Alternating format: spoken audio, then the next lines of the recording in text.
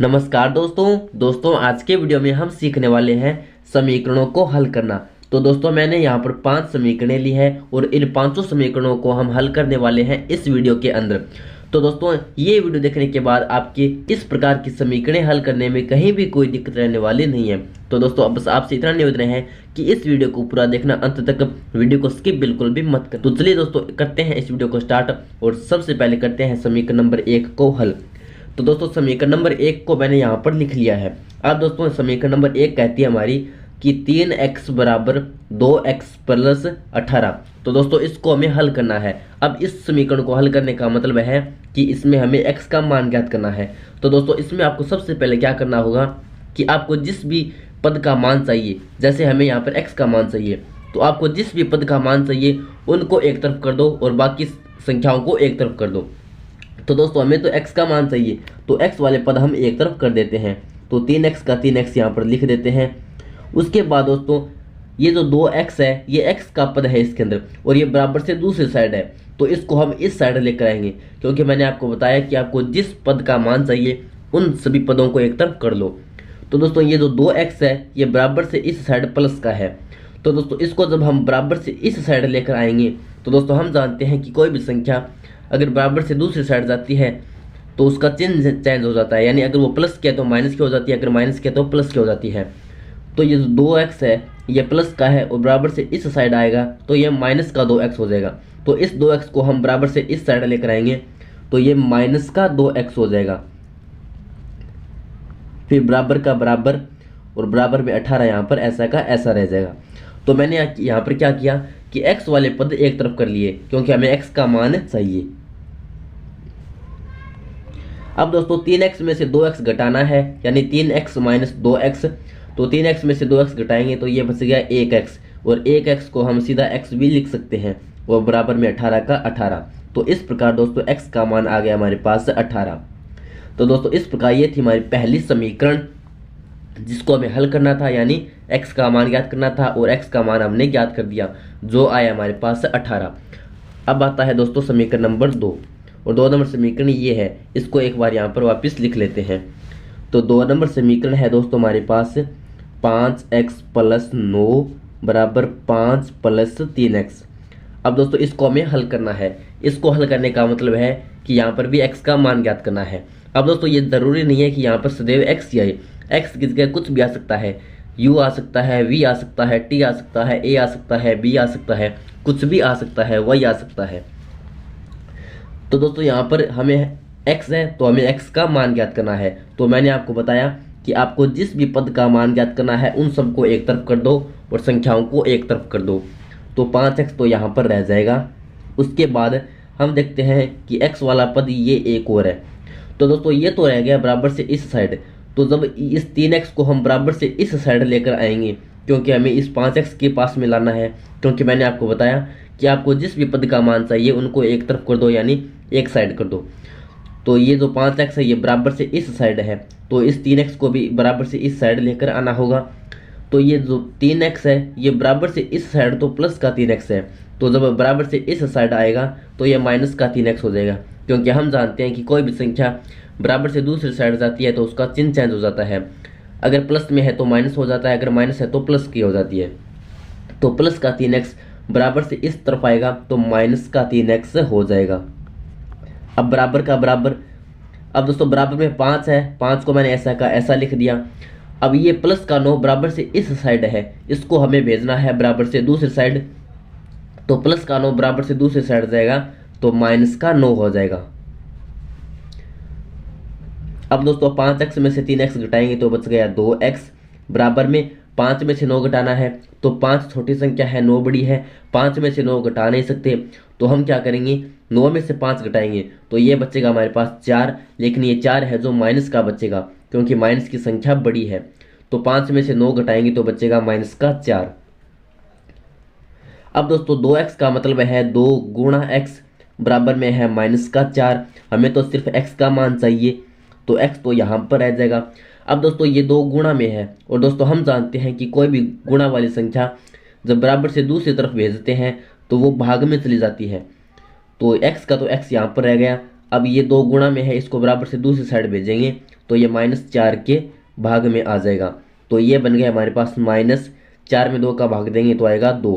तो इस प्रकार x का मान आ गया दोस्तों हमारे पास 2।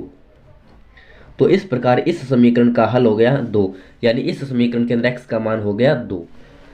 तो दोस्तों 3 नंबर समीकरण को मैंने अगले पेज पर लिख लिया है और 3 नंबर समीकरण है 2y + 5/3 बराबर 26/3 - y। तो दोस्तों इसको हमें हल करना है। अब इस समीकरण को हल करने का मतलब है कि हमें y का मान ज्ञात करना है। तो दोस्तों मैंने आपको बताया कि आपको जिस भी पद का मान ज्ञात करना है उन पदों को एक तरफ कर लो और बाकी पदों को एक तरफ कर लो। तो दोस्तों हमें y का मान चाहिए तो y वाले पद एक तरफ कर लेते हैं। तो ये है 2y का 2y। अब y का पद है हमारे पास ये। तो दोस्तों ये है माइनस का y और ये बराबर से दूसरी साइड है। तो दोस्तों इसको हमें लेकर आना है बराबर से इस साइड। तो दोस्तों हम जानते हैं कि कोई भी संख्या अगर बराबर से दूसरी साइड जाती है तो उसका चिन्ह चेंज हो जाता है, यानी बराबर से इस साइड माइनस का y है और जब इस -y को हम बराबर से इस साइड लेकर आएंगे 2y के पास में तो ये हो जाएगा हमारा प्लस का y, क्योंकि कोई भी संख्या बराबर से दूसरी साइड जाती है तो उसका चिन्ह चेंज हो जाता है। तो ये बन गया प्लस का y बराबर का बराबर 26/3 को ऐसा का ऐसा लिख दिया। अब बच्चा प्लस का 5/3, तो ये तो है प्लस का और बराबर से इस साइड है और प्लस का 5/3 है, इसको बराबर से इस साइड भेजेंगे तो ये माइनस का 5/3 हो जाएगा। तो ये बन गया माइनस का 5/3। तो मैंने यहाँ पर क्या किया, y वाले पद एक तरफ कर दिए और संख्याएं एक तरफ कर दी।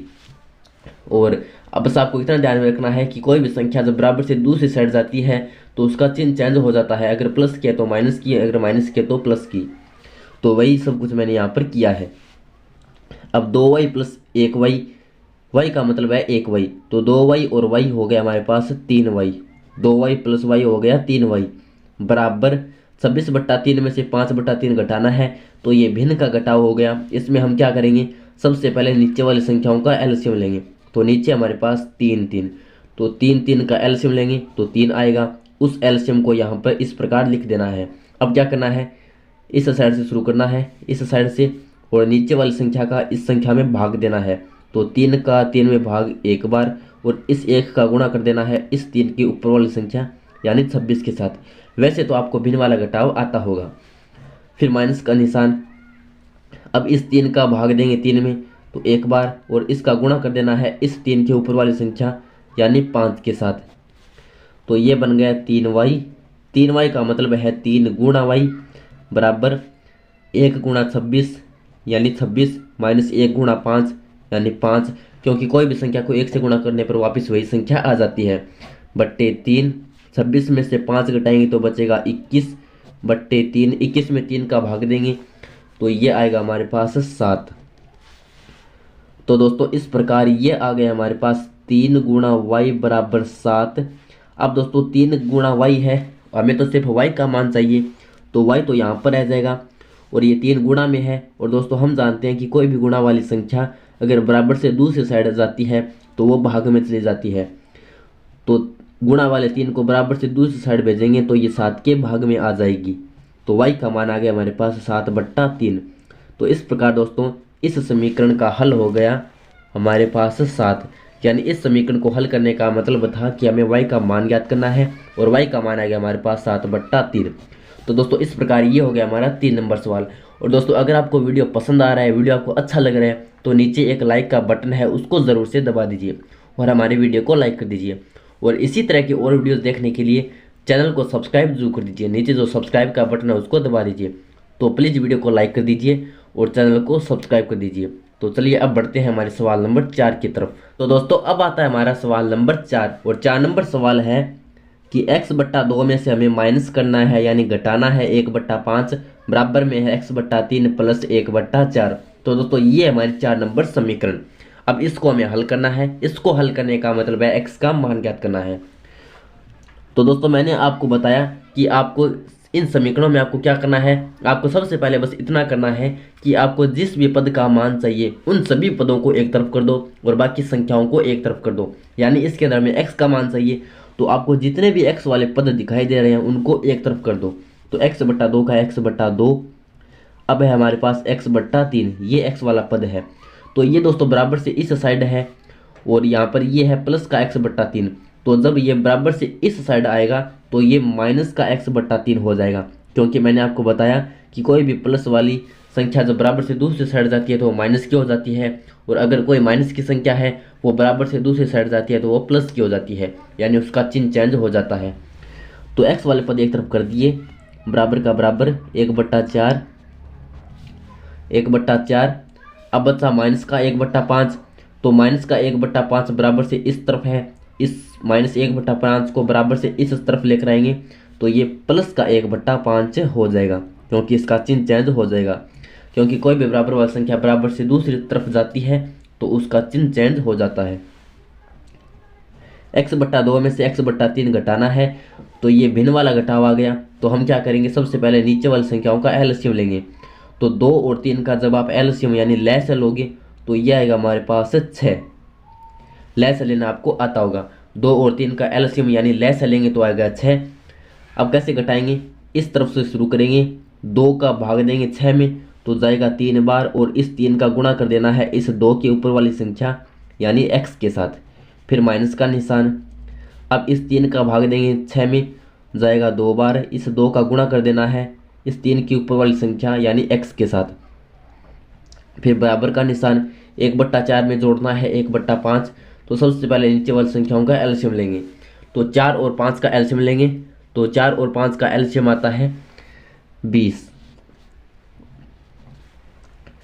अब इस 4 का भाग देंगे 20 में, जाएगा 5 बार, और इस 5 का गुणा कर देना है इस 4 के ऊपर वाली संख्या यानी 1 के साथ, फिर प्लस का निशान। अब 5 का भाग देंगे 20 में, 4 बार जाएगा, और इस 4 का गुणा कर देंगे इस 5 के ऊपर वाली संख्या यानी 1 के साथ।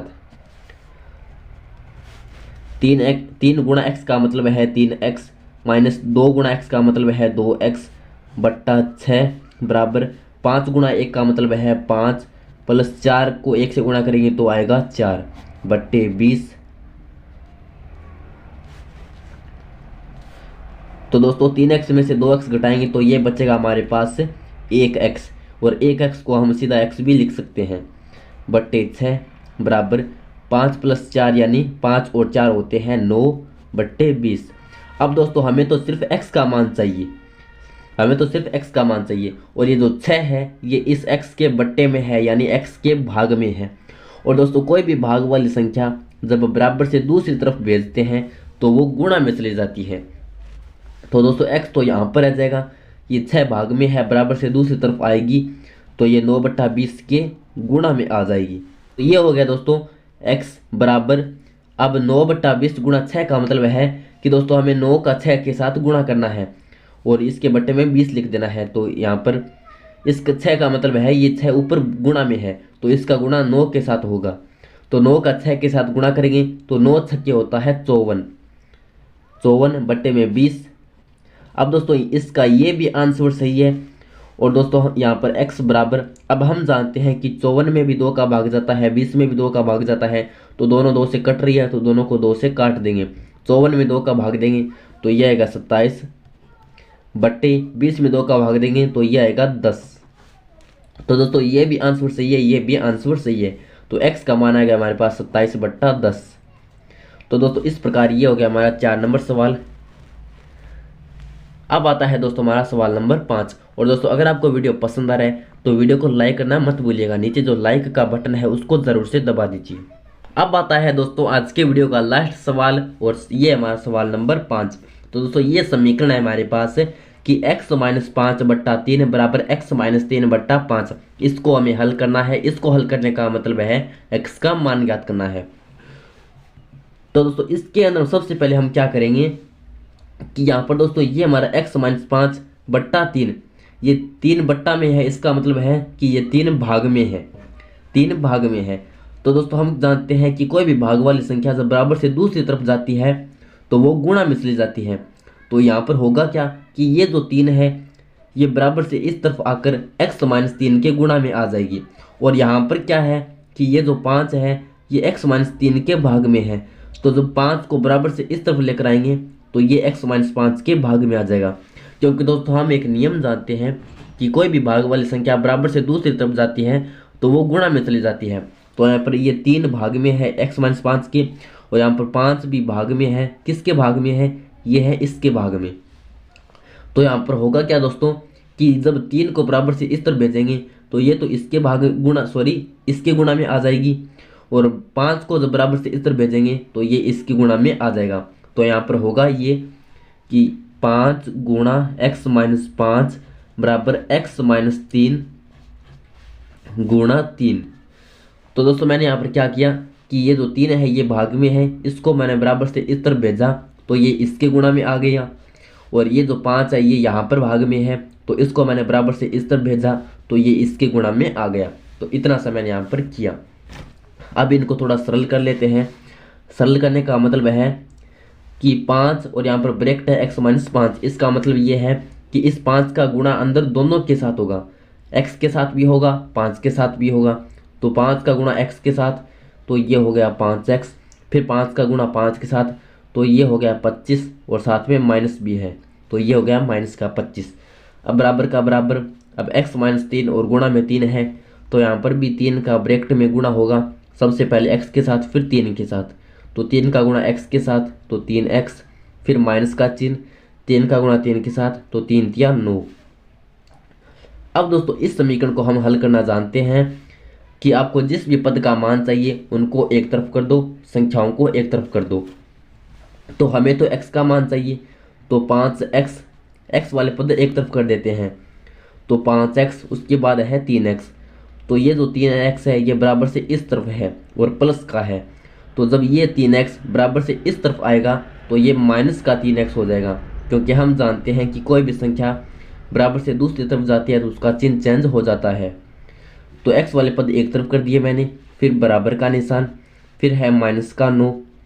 अब बच्चा माइनस का 25, तो ये बराबर से इस तरफ है और माइनस का 25 है तो बराबर से इस तरफ आएगा तो प्लस का 25 हो जाएगा, क्योंकि मैंने आपको अभी भी बताया कि कोई भी संख्या बराबर से दूसरी तरफ जाती है तो उसका चिन्ह चेंज हो जाता है। तो 5x में से 3x घटाएंगे तो बचेगा 2x बराबर माइनस 9 प्लस 25 का मतलब है 25 माइनस 9। इनको आगे पीछे लिख सकते हैं, ये प्लस का 25 माइनस का 9 आप देख सकते हैं ऐसा ही यहाँ पर है। 25 में से 9 माइनस करेंगे तो दोस्तों ये बचेगा हमारे पास 16, तो ये बच गया 16। 2x का मतलब है 2 गुणा x बराबर 16। अब दोस्तों हमें तो सिर्फ x का मान चाहिए, तो दोस्तों ये यहाँ पर 2x के गुणा में है, और दोस्तों हम जानते हैं कि कोई भी गुणा वाली संख्या जब बराबर से दूसरी तरफ जाती है तो वो भाग में चली जाती है। तो गुणा वाले 2 को जब बराबर से इस तरफ भेजेंगे तो ये 16 के भाग में आ जाएगा। 16 में 2 का भाग देंगे तो आ गया 8। तो इस प्रकार x का मान आ गया हमारे पास 8। तो ये हो गया इस समीकरण का हल। तो दोस्तों इस प्रकार ये था हमारा आज का वीडियो, जिसके अंदर हमने सीखा समीकरणों के प्रश्नों को हल करना। तो दोस्तों अगर आपको वीडियो पसंद आया, अच्छा लगा, तो नीचे एक लाइक का बटन है उसको ज़रूर से दबा दीजिए, और साथ ही हमारे चैनल को सब्सक्राइब भी कर लीजिए इसी तरह के और वीडियोज़ देखने के लिए। धन्यवाद। Thanks for watching.